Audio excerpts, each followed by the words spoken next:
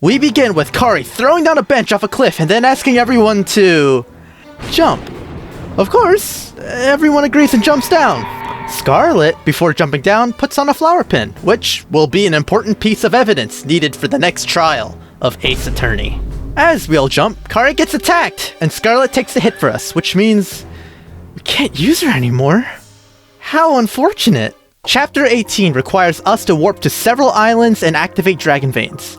If I had my units separated, this would actually be quite a difficult chapter, especially given the fact that I lack a Ryoma and Xander. However, this becomes far more manageable if you simply move everyone to a single island. In this case, I choose the bottom left, as the one-tile choke point seems fairly manageable and can support most of my units.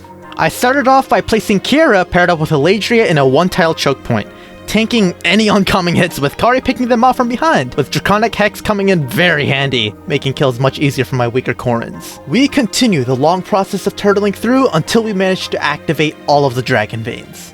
However, since it is just a single warp tile and most of my Corrins' defense stat average is pretty low, simply sending them all there felt extremely risky. So I elected to use Eladria paired up with Kira for the highest defense possible on my team to be able to handle the archers and the heroes. First, it goes well despite getting hit with a critical hit, but Eladria manages to survive. But because I didn't consider that enemies could cover the warp tile, that essentially trapped Eladria and Kira for at least the next turn. I panicked and switched to Kira, whose defense stat is fairly close to Eladria, and hoped to God that would be enough. Which, with some calculation, it definitely seemed that way, and of course after this enemy phase, I'll definitely be able to move the rest of my Corrins in. But Kira gets hit! Bruh! This happened on turn 93. The next attempt went a little better. Now I'm gonna go with the riskier move to bring everyone in, which I was able to defeat most of them. Except for one general, which if I couldn't figure something out, he would kill alcohol, ruining everything. So I only had Zora left, and my ADHD ass realized that this was a defeat the boss chapter, and with an admittedly unnecessary 69 damage crit, I barely cleared the chapter in 87 turns. Chapter 19 starts off with Azura explaining to all of my bench units about how Vala exists and works, which surprises everyone that I'd imagine would be able to just know about Vala's existence, but they don't. Like, man, whoever was in charge from just wiping every record of Vala's history from Hoshido and Norb really deserves their raise. We then see a random villager NPC boy named Anthony who totally will not betray us whatsoever. This map is an expansion of Chapter 15 of Conquest, where you can create replicas of your own units to get to another island for rewards, or simply have them all escape on the starting island. Due to my diminishing resources and piling credit card debt, I decided to try getting as much as I can with the allotted turn count this chapter allows. I actually managed to get through the first island at a relatively decent pace. However, since I thought it was a great idea to deploy the units I considered to be underleveled, I was stuck at the bottom right corner of the map, wasted a lot of turns, and I got practically nothing for my troubles. With my credit score plummeting and desperate for better unit strength, I promote Sakuya into a Berserker, Alcohol into a Falcon Knight for staff access, Nephenix into a Merchant, Camille into a Bow Knight for the extra move, and finally Kari gets reclassed into a Swordmaster for the skills. Chapter 20 begins with Anthony acting as Apple Maps to take us directly to Anankos' castle. And, as expected of Apple Maps, he puts us in a route that almost kills my bench warmers. This chapter is somewhat similar to Chapter 18, with having floating islands, just without the bridges. This was when I truly felt the benefits of throwing the Killer Lance on Eladria, who gets consistent 30% crits, with it either killing or getting incredibly close to doing so. And so, after camping with Kari's Kodachi to deal with the sorcerers, finishing the right side of the map, I begin to move closer to the left, encountering a group of generals, which one of them has a hammer, making Eladria not as useful as she would have been otherwise, as she'll get hit with weapon effectiveness. But, of course, the one with the silver lance was up front anyway, making what felt like a big concern kind of a nothing burger. I grabbed what was left of the chest items and defeated the boss using Zoro, ending the chapter in 76 turns. Chapter 21 has Apple Maps have me abandon my friends on the bench and get in from the back door. However, like last time, this was another trap. Thankfully, Corrin had Google Maps as an alternate map service, which takes her to an alternate route. This map's gimmick is that the red tile rooms promote the enemies and the blue ones demote the enemies. I honestly think this gimmick could have worked much better if our units also got demoted, along with the enemy EXP scaling changing with the tiles. Though that does kind of raise the question of what classes my unpromoted Corrins would have been. Would it just have been the first or second option? Regardless, this chapter was fairly easy to get through, with the demoted enemy stats being pretty low, making it never a bad thing to just bait them in there. Eventually, we reach Apple Maps, having Alcohol, who looks maybe a little too happy and high killing Apple Maps. I mean, to be honest, I would too. Chapter 22 is one of the last two maps involving a rat. This map has two paths, with the third one being blocked by trees, which we can clear with dragon veins. Of course, the first objective, like many chapters in Rev, is to spend 25 turns waiting on reinforcements and clear them out so we can more comfortably deal with the chapter ahead of us. Weirdly, even if you do clear the trees, the tiles severely slow you down, similarly to sand tiles. So movement for all of my infantry and cav units was incredibly reduced going down the middle lane, which, in a playthrough where I only have 2 flyers, yeah. The top path was the easiest one with nothing particularly special, and the bottom path was the scariest, simply because of the fact that there was an enemy with Dragon Spirit, which has weapon effectiveness against, everyone. Thankfully, since Zoro had Duelist Blow, it had no chance of hitting me anyway, and since all the EXP in this map was squeezed out like a lemon, Arete was easily defeated with Chip wielding the Hunter's Knife, all done in 70 turns. Chapter 23 is the final Arete chapter, and it looks strikingly similar to Chapter 20. Like, they even have the boss in the same corner of the map. Map similarities aside, this map has moving platforms that take you to the next island. Normally, most people would skip this map using flyers, so I decided to not only defeat most of the enemies and reinforcements, which goes swimmingly, but at the very last second, I decided it was a wonderful idea to try to get the chest item just for the Spies Yumi and Chakram S-rank weapons. Which, of course, I failed the first attempt. And when I do it the next attempt, I realized and completely forgot that it was pointless, as none of my Corrins would actually be able to use them.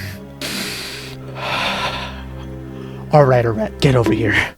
In Chapter 24, Azura and Kari switch mothers as who gets to be the boss of the chapter, in which Makoto happily guides us to the next map. How nice of her! This map is sort of a stealth mission and has 4 sections, each having 2 doors. Makoto, of course, explains to us which door is which, and I tried to figure out how the stealth part of this map worked, but honestly, the amount of effort it takes is both not worth it and would have been a lot easier if I had a dancer. Honestly, this entire run just pointed out just how often I use dancers in Fire Emblem. Of course, all of my Corrins, with the exception of Takeo and Bethel, have already been promoted well before this chapter. So everyone is cooking. Respin, Nephenix, and Alcohol all have super helpful rallies along with Sakuya for rally strength, with Sakuya and Camille being an absolute crit god. And somewhat the same with Eladria, who has a lot of defense. Like, good god! This lets us clear super easily, with the final door being where Makoto apparently lies and tells us the wrong door, which would have damaged all my Corrins. Of course, if you've played Rev before, you wouldn't fall for this. With the final room unlocked, I had Kari go commit Parasite using the Alpha Yato, sealing this chapter in... 68 turns? Damn it! In order to reach Chapter 25, we take a ride on an elevator. Sumeragi? Yeah, turns out Sumeragi was the guy who killed Makoto back in Chapter 5. The whole time! And this will be the last time a formerly dead character becomes an objective for a map. Thank God. This map has 2 moving platforms that function pretty much like an elevator, and has been the map that defined many people's experience with Revelation. In these platforms, there are doors that open the elevator, and if there are units blocking it, then it won't move, making it so you should probably not just have Eladria block the door. Hey, you gonna... Alrighty then. In order to reach Sumeragi, I have to use Kari to activate 2 separate dragon veins, each requiring a different elevator to reach. I have Kari, who reclassed back into Nor Noble after grabbing Swordfair, handle the bottom elevator, and Eladria at the top, and slowly regrouping together to handle each dragon vein one at a time. It was moments like these where Alcohol and Elfin having staff access was extremely helpful, as having your army split up and your dedicated healer not being able to reach both parties, having staff access on other units becomes very useful to have, especially in a game where enemy units just hit really hard. When we finally managed to group up, activating the top and bottom dragon veins, we bait Sumeragi with Eladria beefed up with rallies. Sumeragi embarrassingly does 0 damage Astras, and to add insult to injury, Eladria's Pavis procs. I then grab Kari to deal the finishing blow, ending the chapter in a hefty 80 turns. Chapter 26 is the last chapter standing between us and Anankos, where we're put into an Ace Attorney trial with us as suspects for planning to betray our group. Kari, however, realizes that the true imposter among us was none other than Gunter. It was this old guy we let sit in our bench, kill Scarlet, and try to put the blame on us, betraying our bench lords. We Corrins cannot stand for this, which is why only Kari and Sakia, who reclassed into Hero with Soul, will handle this chapter. I am approaching this map like this for a few reasons. The first reason is that there are tiles surrounding Kari, buffing her Avo and also healing her. I also have her swap back into Swordmaster to increase said Avo as well. The second is that Kari managed to finally get Norian Trust, a skill that I mentioned all the way back in part 1. Allowing me to use the skill procs that Sakia has. That means I get to use Red Heaven and Soul. Combine that with Kari getting Astra way further back, yeah, it just becomes a bloodbath, and I kill Gunter very quickly with Astra crits, ending this chapter in 9 turns. At last, we incapacitate Ooh. Alright, well, back to the bench go.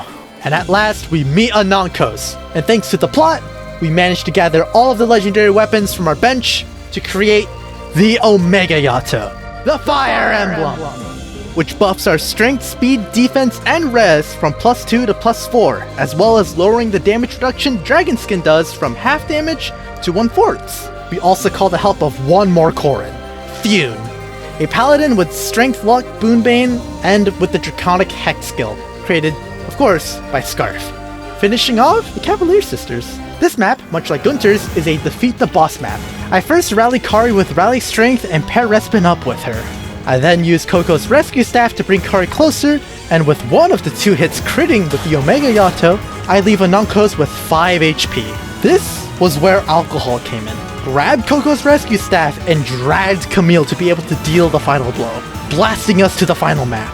This final map requires us to kill both of Anankos' arms and head, with infinite reinforcements making it hard for us to simply take our time. But, of course, we're at the final map. Our Corrins have come a long way, and this isn't gonna stop us. We start with moving and defeating everyone on the right so I can better handle the left side. Kari, at this point, with Ziggy, is able to one-round quite damn near anything this map can throw.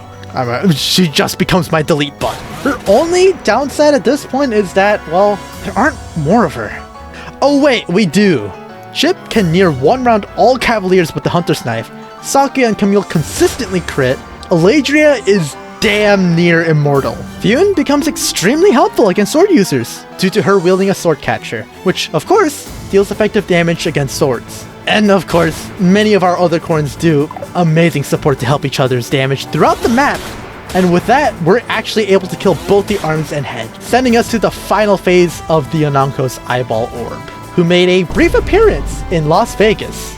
At first, for the first enemy phase, enemy reinforcements actually hit Kari to have Anankos kill her, but thankfully, she had pair up guard meter full, allowing her to take the hit and actually debuff Anankos with Draconic Hex. With the damage she did in the enemy phase, Kari just needs a little more damage to be able to defeat Anankos. So of course, we use Coco our GOAT to be able to deal more than enough damage to have Kari seal the deal, killing Anankos once and for all, beating the final map in 13 turns. GG's, easy game. That is all for Corrinquest Revelations. I had a really fun time with this run, with me meeting tons of new people, and I appreciate everyone who joined me on stream. While Rev is commonly considered to be one of the worst Fire Emblem games out there, especially after this playthrough, I actually can't in good faith agree with it. I had issues with it, yeah, but that in no way made me stop enjoying and having fun with the game, and for the people who watched. And hey, if Rev is really the worst one, then damn, we got a great franchise on our hands. If you want to see more of this kind of stuff, and also would like to see me live, I currently have a Conquest Corrinquest stream planned, and I finished Corrinquest Birthright also on stream not that long ago. So, be sure to hit the sub and bell to know when I do more content like this. Thank you to everyone who submitted their Corrins, and to the people who watched this video. I'll see you guys sometime soon. Bye, Pia!